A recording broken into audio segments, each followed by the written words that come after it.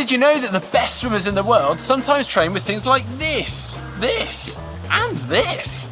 Weird, I know. Well, today, I'm going to show you why.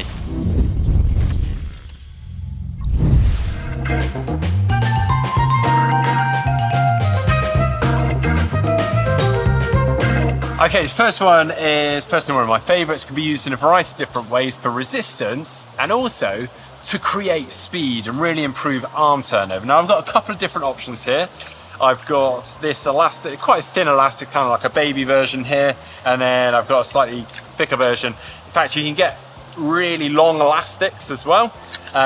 So a variety of different ones you can get. Now the idea is you'll attach one end around your waist and then the other end around something sturdy like a block at the end of the swimming pool, and then simply swim away.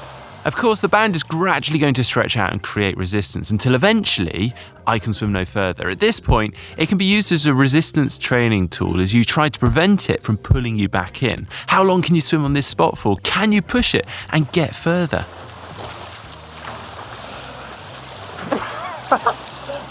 Probably should have got myself a longer elastic. That's embarrassingly short distance. Normally I do like 25 meters or something. Anyway, now for the fun bit, we're going to do the opposite of that. I'm going to use the elastic energy, elastic force here to send myself back into the wall faster than I could ever dream of. See you in a minute. Whoa. Don't worry, the elastic force does reduce as you get closer, so you shouldn't face plant the wall. But in doing so, it's great for teaching yourself to move your arms quicker for sprints. Woo.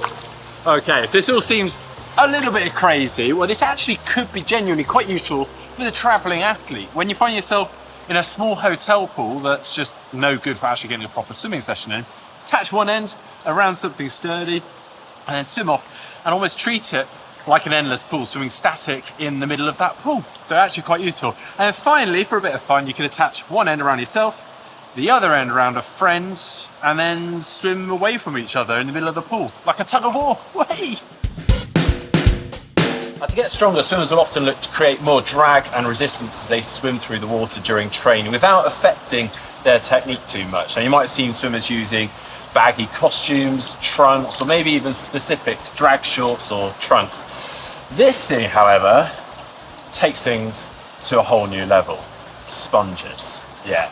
I absolutely hated these back in the day. Our coach would make us do massive sets, towing these things behind us, which was quite interesting when you got multiple swimmers going up and down the lane doing tumble turns with sponges being towed behind them. And if you want to be really crazy, you can also put a band around your ankles. This is just an old inner tube untied around your ankles. Yeah, our coach was a sick guy.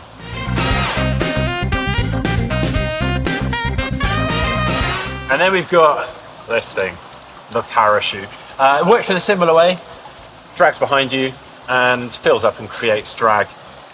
I've only ever really seen swimmers using these for shorter reps because they're nails. I mean, try dragging this along for about 10 meters and you know about that. Let's give it a go.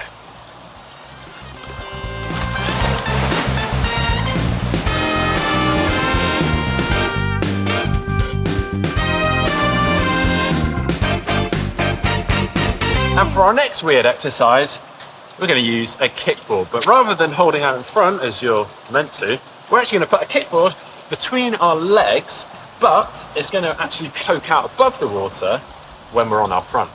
Now the plan is to tap the kickboard at the end of each stroke. This is a great way of encouraging you to finish your stroke and eking the last bit of propulsion out of it, rather than you lifting your arm out before your hip, as many people do. It's a great drill, but can look a little bit odd. And for our final weird drill or exercise, as you know, keeping your head still and in line is really important when swimming. There's a number of different drills and exercises that work on that, but you can have some fun with this too.